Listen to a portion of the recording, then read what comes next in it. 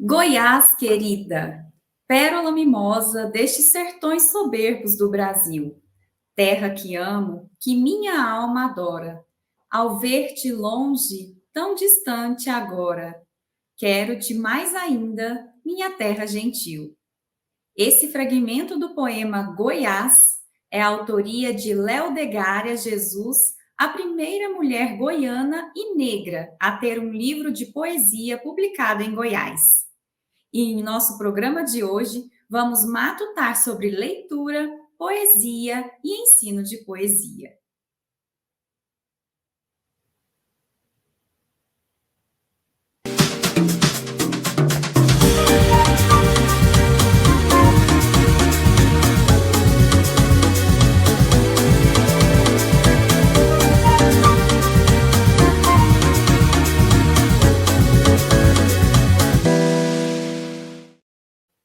Olá, eu sou Thalita Franco, apresentadora do programa Matutando, uma mulher branca de cabelos cacheados e loiros na altura dos ombros.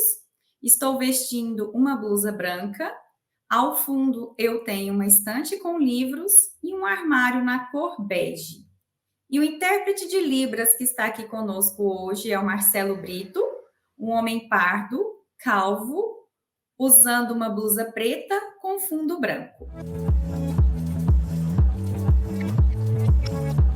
E para matutar sobre leitura e ensino de poesia, o nosso convidado é Oliver Mariano Rosa, doutor em Letras e Linguística, especialmente em estudos literários. Atualmente exerce a função de revisor de textos da editora do Instituto Federal de Goiás.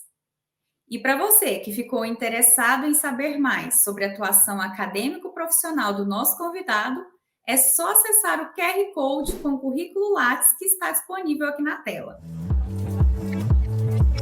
Oliver, seja muito bem-vindo aos diálogos do nosso Matutando pela Ciência. Olá a todos e a todas. Eu sou um homem branco, de cabelos grisalhos, uso barba e óculos. Estou com uma camisa acinzentada. Ao fundo temos uma parede branca, com persianas também brancas, com a janela iluminando aqui. Oliver, recentemente você concluiu seus estudos e pesquisas no curso de doutoramento em Letras e Linguística, com ênfase em estudos literários, né? Fala para a gente um pouquinho sobre quais são os processos de ensino-aprendizagem para a formação do leitor pela e para a voz da poesia. Sim, Thalita. Antes de falar de teoria, não faria sentido a gente começar essa conversa sem ouvir um poema. Então, vamos lá. Poesia é brincar com palavras. Como se brinca? Bola, papagaio, peão. Só que bola, papagaio e peão, de tanto brincar, se gastam. As palavras, não. Quanto mais se brinca com elas, mais novas ficam. Como a água do rio, que é água sempre nova. Como cada dia, que é sempre um novo dia. Vamos brincar de poesia? Este é o convite de José Paulo Paes. Então, respondendo à pergunta, né, eu acho que o poema do Paes, que é uma presença frequente, né, em poemas para crianças, responde um pouco à indagação que a Thalita nos fez sobre os processos de formação para e pela poesia. Primeiro, pela poesia. Antes de tudo, é preciso ter uma experiência com a poesia e não falar sobre ela, ou de aspectos que são externos ao poema.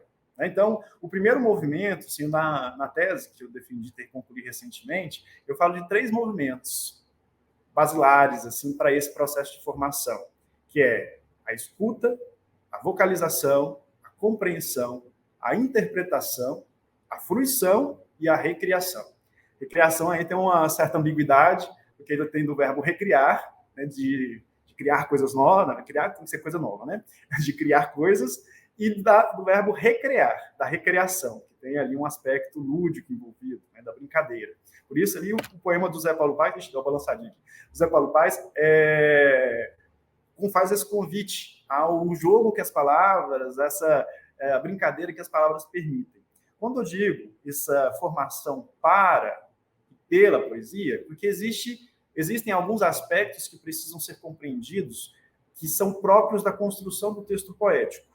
Então, há alguns elementos ali que, de fato, precisam ser conhecidos e reconhecidos nesse processo, para acessar o poema dessa parte formal, das referências temáticas, aspectos históricos ali que podem ser interessantes para favorecer essa aprendizagem.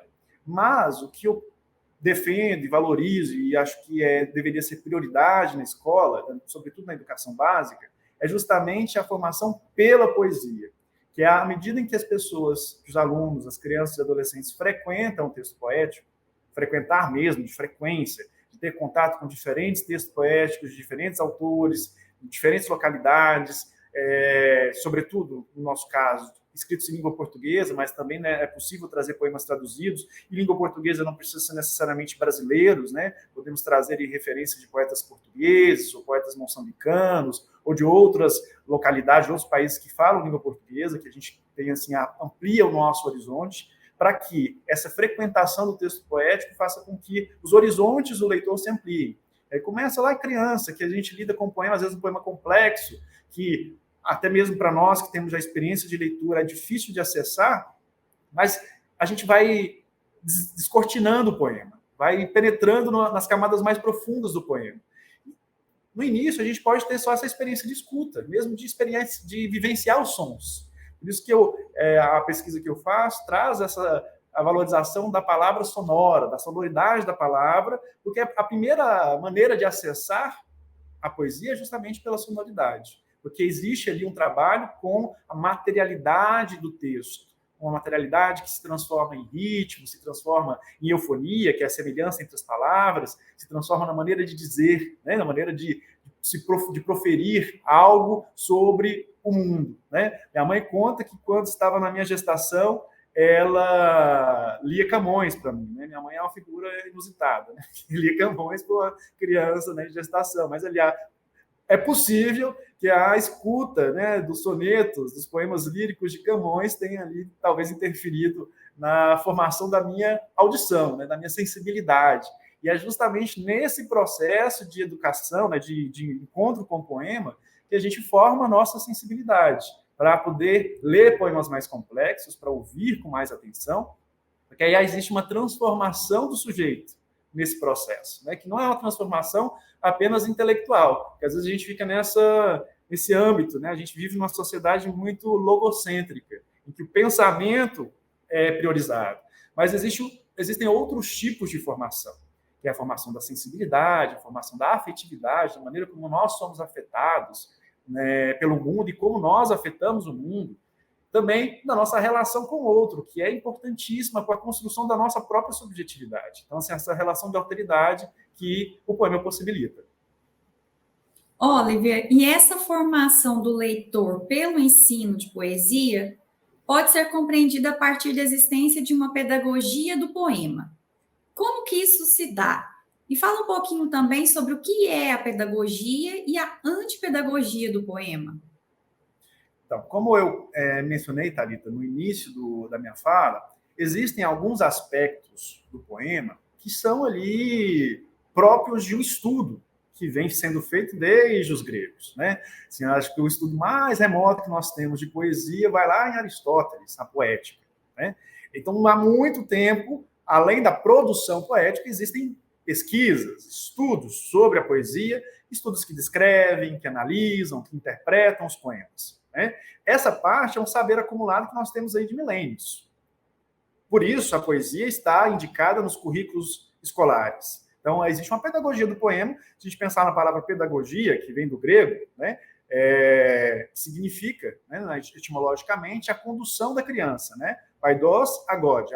Paidos, criança, agode, condução. Então, seria da condução da criança ao saber, do saber acumulado. Existe ali uma ideia de passividade do aluno, né, que predomina, sobretudo, na pedagogia tradicional, se a gente pensar numa reflexão mais contemporânea. Depois a gente vai pensar nessa produção do conhecimento mais dinâmica, interativa, né? E quando a gente fala assim, processos de ensino-aprendizagem, como você falou no início, né?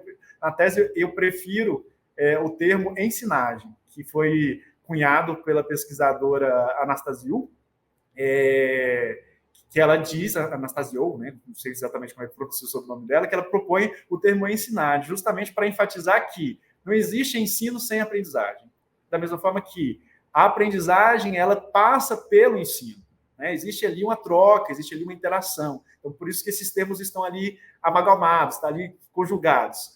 No caso da pedagogia, existem ali uma parte que é o poema como objeto de ensino, que está lá no currículo, que tem lá a indicação de que a gente precisa fazer a compreensão dos aspectos formais do poema, que é ele escrito em verso, que há estrofes, das formas do poema, que é um aspecto técnico, às vezes, né, de diversidade temática, o histórico também, de a gente passar pelos vários momentos da história da poesia, identificar as tendências. Né? Então, esse é um conteúdo que está ali para ser compartilhado com os alunos.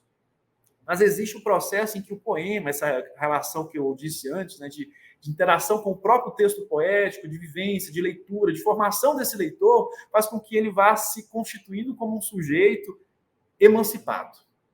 Né, porque ele vai ter uma formação intelectual, uma formação sensível, uma formação afetiva, que vai abrir para ele a possibilidade do sujeito complexo que somos. Somos todos complexos. Né? O Edgar Morin, que é um pensador francês, sociólogo francês, que tem vários escritos sobre educação, ele diz que na educação para o novo milênio, um dos aspectos que a gente precisa ter clareza é de que nós somos sujeitos complexos. E a poesia, os complexos que temos ali, que não podemos deixar apenas essa percepção de que temos que nos formar intelectualmente. Não, não é só intelectualmente, não é só o pensamento que precisa ser formado. É preciso haver a formação da nossa possibilidade de sentir. A gente não pode negligenciar o nosso olhar, a nossa escuta, a nossa fala, todos os nossos sentidos, o olfato, o toque, porque isso faz com que a gente tenha uma autoconsciência, uma autorreflexão. E a poesia possibilita, porque ela está ali, no poema, trabalhando esses elementos da sonoridade que repercutem. Isso, olha, quanto é sensual essa relação que a poesia proporciona. Quando eu li o poema do José Paulo Paes, a minha voz vibrou no corpo de vocês. Né? Por mais que haja ali, e ali no caso ali do Marcelo está fazendo a interpretação em Libras, as pessoas que estão vendo esses sinais, estão essa imagem está se projetando dentro do olho da pessoa. Então, assim, é uma relação intercorpórea. Nosso corpo está em relação mesmo a gente estando à distância. E essa consciência de que há um encontro de si, de nós mesmos com o outro, por meio do texto poético, é algo que faz com que a gente se transforme e passe a perceber que esse outro, essa alteridade que várias vezes na nossa história foi tratada com intolerância, com rejeição, com preconceito, com discriminação, a gente passa a perceber que esse outro nos constitui, ele faz parte de nós. Então, ouvir a palavra de um poeta, né, no texto, faz com que a gente veja o mundo pela perspectiva desse poeta. Então, assim, já é um movimento de se colocar no lugar do outro. A gente há uma aprendizagem aí da empatia. Então, por isso que a pedagogia do poema é também uma antipedagogia, porque a gente acaba desconstruindo alguns padrões culturais, socioculturais, que estão vigentes aí há muito tempo, como o logocentrismo, o eurocentrismo, o racismo, né, as diferenças, o etnocentrismo, pensando nessas diferenças no predomínio da cultura europeia ou da cultura hoje estadunidense. Então, a gente cria ali um padrão, uma postura dos indivíduos de questionamento desse status quo a partir da vivência da poesia. E nós acabamos de matutar a respeito do processo formativo do leitor, e uma formação não só intelectual, mas também sensível e afetiva, como o Oliver acabou de explicar para a gente, pela e para a voz da poesia. Só que o nosso diálogo não termina aqui. Continue conosco, porque nós voltamos já já.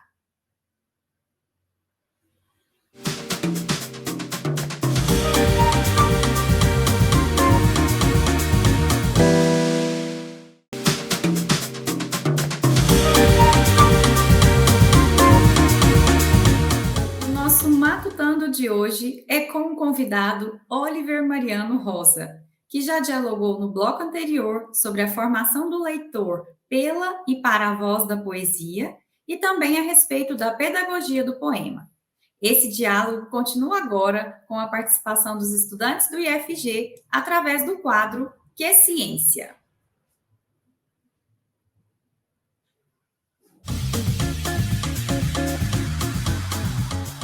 Meu nome é Marciela Carvalho, sou servidora do Instituto Federal de Goiás, sou mestranda no programa de mestrado profissional Prof-EPT do campus Anápolis e a minha pergunta é: como a divulgação científica contribui para desmistificar a narrativa eurocentrista?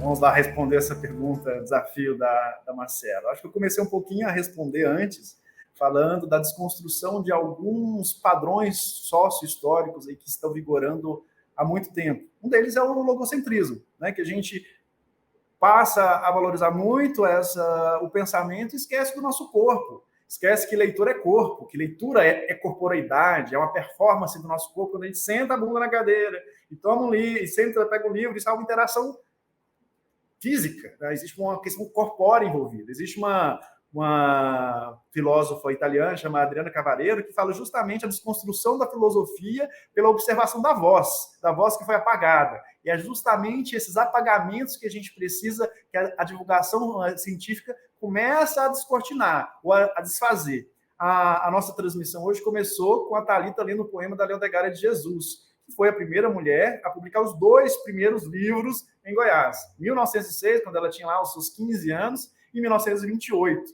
foi lá o Correio de Lírios e Orquídeas. A gente sabe disso hoje porque a ciência ajudou a trazer à cena essa poeta, que estava esquecida, que estava ali, foi obliterada pela história, porque justamente era uma mulher negra. E ela foi impedida de acessar o curso de Direito lá no início do século XX. Essa semana, dia 8 de agosto, semana passada, né? Semana passada, a UFG lá da cidade de Goiás tentou fazer fez um movimento de reparação histórica, né, desse impedimento que coibiu o acesso da Leodegária ao ensino superior, concedendo o título de doutora honoris causa para ela. Então, está aí a universidade mostrando para a sociedade que existem concessões, não, que existem direitos que precisam ser resguardados, que precisam, mesmo que a Leodegária tenha falecido em 1978, já há décadas, existe a necessidade de que, discursivamente, a gente fale sobre isso, fale sobre o que aconteceu e transforme essa perda que foi da Leodegária em um ganho para as novas gerações. Né?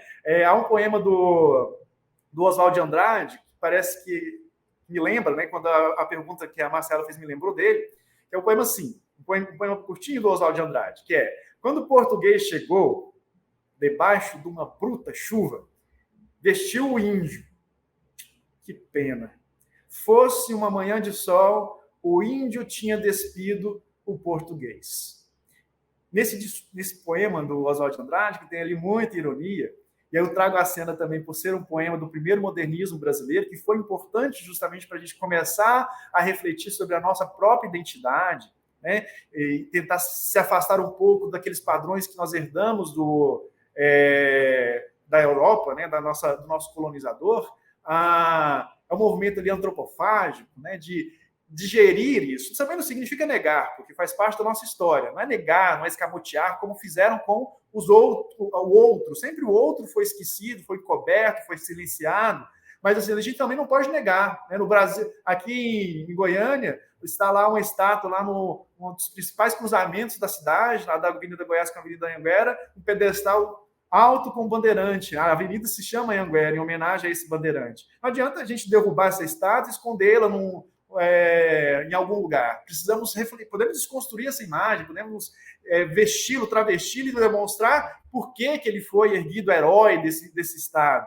Porque houve uma narrativa que interferiu na nossa compreensão da realidade. Então, a gente precisa desmistificar, a Marcela utilizou essa palavra, desnudar essa narrativa e demonstrar que há nela de enganoso e o que há nela de proveitoso, para que a gente tenha consciência da nossa própria identidade. A gente saber assim, olha, o que somos, como somos, por que somos e o que queremos ser. E se a gente não fizer esse movimento de reflexão, os outros vão fazer.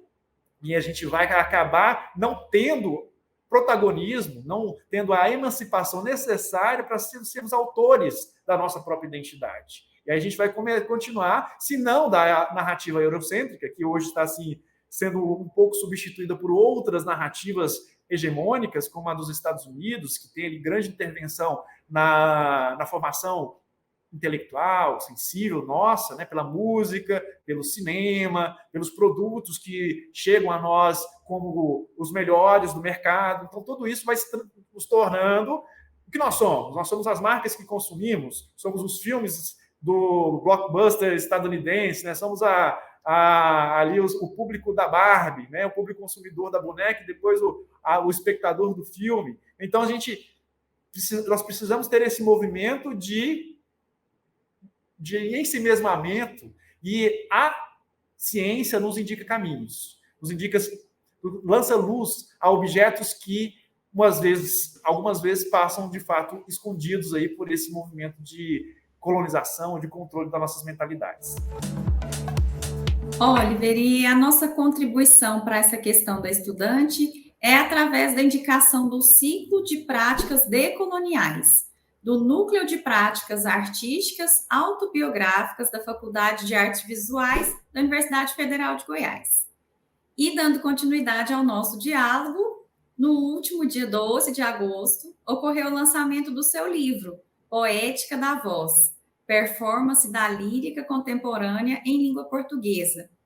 O que retrata a sua obra? E qual é a contribuição para a formação do leitor? Então, Thalita, esse livro ele foi publicado pela editora da Universidade Federal de Goiás e é resultante da minha dissertação no mestrado, que foi defendida também no programa de pós-graduação em Letras e Linguística da UFG. Esse livro ele tem uma construção mais teórica, né? Quando eu concluí o mestrado, eu falei para a minha então orientadora, a professora Goiandira Ortiz, que se eu fizesse o doutorado, eu gostaria justamente de partir dessa pesquisa teórica e aplicá-la. Por isso que na minha tese eu faço a reflexão sobre o ensino de leitura de poesia. No trabalho que está neste livro, o que eu apresento é um histórico da formação da poesia, né, que, como eu mencionei brevemente antes, remonta lá à produção grega, né, no momento em que a poesia, que é também chamada lírica, né, e é chamada lírica justamente por essa origem da poesia que é inseparável da música. A lírica faz referência ao instrumento, que era a lira, né? O principal instrumento, os instrumentos de corda, que eram utilizados pelos poetas, pelos aedos, para acompanhar a vocalização de poesia.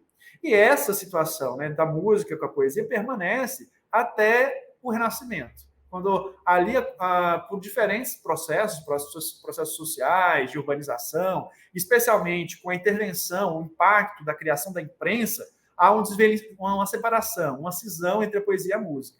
A música vai assumir a sua configuração, por exemplo, nas composições da ópera, né, que tem ali ainda a presença da palavra, e a poesia vai para a página impressa, e perde um pouco naquele contexto da sua referência ao som. Isso vai, claro, se intensificando à medida que a imprensa que a palavra escrita vai sendo preponderante, que é outra questão que a gente precisa desconstruir, né? A preponderância da escrita em detrimento da fala, porque por muito tempo a poesia foi transmitida oralmente. Era uma vivência coletiva, era um compartilhamento entre as pessoas. E neste livro eu aponto justamente para isso, que por mais que a poesia tenha passado a ser transmitida, sobretudo, pela página escrita, elas têm na sua própria construção e nesse passado que permanece presente ali como potência a performance do corpo, a performance da voz. Então, quando você pergunta qual é a contribuição desse livro para a formação do leitor, é chamar a atenção para que a experiência com o poema precisa passar por essa voz, pela escuta, pela vocalização. E aí, quando eu digo assim, os críticos, os teóricos de literatura que lidam com o poema, eles tinham que, se eu vou analisar um poema, vou publicar um artigo científico, eu tenho que colocar um QR Code ali do lado com a vocalização do poema. Porque se ele não ouviu esse poema, se ele não disse esse poema, como é que ele vai falar de sonoridade? Ele vai falar de sonoridade por uma abstração, que é justamente voltando àquela ideia do logocentrismo. A gente fala de som, Nosso som a gente escuta como? Escuta a som da palavra? Pela voz, voz de alguém. E se alguém, essa voz está vinculada a um corpo, à história desse corpo. A minha voz aqui que vocês estão ouvindo, as vibrações, o timbre, a altura, e mesmo quem não está assim acessando o som diretamente, mas sente a vibração disso, né? Essa vibração, ela é corpo e ela é um eco desse corpo que tem uma história, que tem uma vivência, que tem marcas dessa história, né? Então, a experiência da poesia passa por ter essa consciência do corpo. Essa consciência do corpo que faz parte da leitura. É para a gente esquecer ou deixar assim, olha, porque às vezes a gente pensa assim, não, você tem que ler tantos livros. Mas para ter tantos livros, você precisa de condições para isso. Precisa de condições ambientais, condições emocionais, psicológicas, físicas, de conforto, porque seu corpo está participando desse processo. E a gente não pode negligenciar esse corpo. Porque muitas vezes, né, por alguma uma educação que se pauta sobretudo por essa referência à moralidade, ao âmbito mais, digamos, intelectual, a gente passa a negligenciar aquilo que deve ser também objeto da nossa atenção, que é os limites do nosso corpo. E a poesia chama para isso. Ela só, olha, vocês precisam me ouvir. O poema está lá na página, assim, agitado. Por favor, me façam vibrar no seu corpo e aprendam também com essa vibração. Oliver, você apresentou diversos elementos essenciais para a formação do leitor pela e para a voz da poesia, como você acabou de explicar. Muito obrigada pela sua participação no nosso programa de hoje. E para além da indicação do seu livro, que está aí recém-publicado, eu gostaria de pedir que você fizesse mais uma indicação de uma produção cultural sobre a temática que nós discutimos hoje.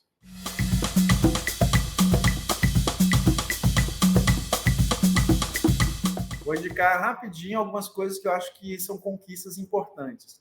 Acessem o portal do programa Escrevendo o Futuro, que é um portal vinculado às Olimpíadas de Língua Portuguesa, que faz um trabalho bacana aí com os gêneros da literatura nas escolas públicas, né, inclusive com a poesia, para os alunos de quinta série.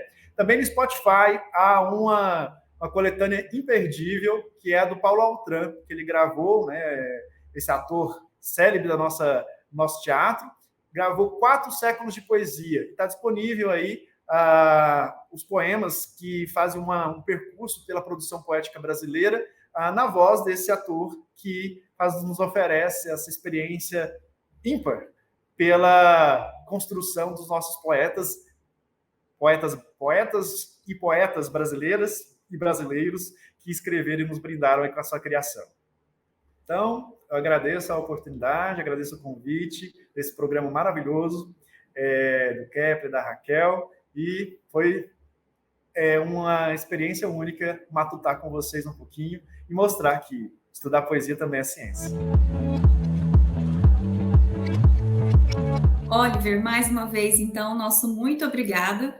Foi muito bom matutar e aprender com você hoje.